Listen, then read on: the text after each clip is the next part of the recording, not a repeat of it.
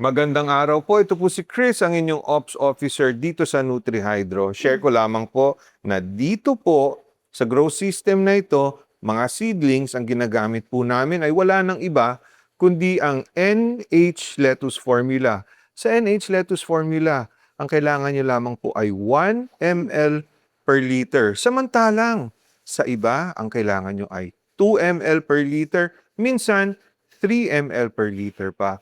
Pero sa NutriHydro Lettuce formula, 1 ml per liter brings you to a minimum of 1.2 EC ang layo ng mararating ng kada bote ng NutriHydro Lettuce formula, 1 ml per liter.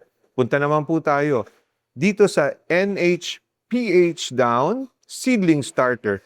Ito po ang ginagamit namin pang-control ng pH sa mga seedlings na ito.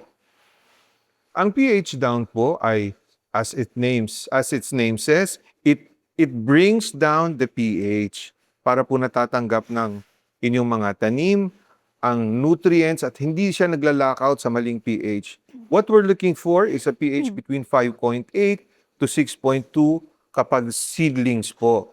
Ngayon po, ang maganda po dito, hindi lang po siya nagbababa ng pH, meron din po siyang root support for root growth. So that's why it's classified as, it's called seedling starter. So controls the pH and gives support to the roots. Nais ko lamang din pong tanungin si Catherine. Catherine, bakit ba magta-transplant ka lang ng seedlings?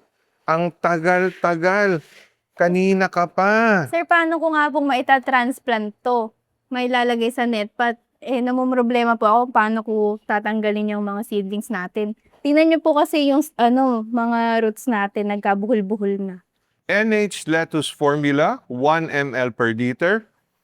pH down seedling starter to achieve roots like these.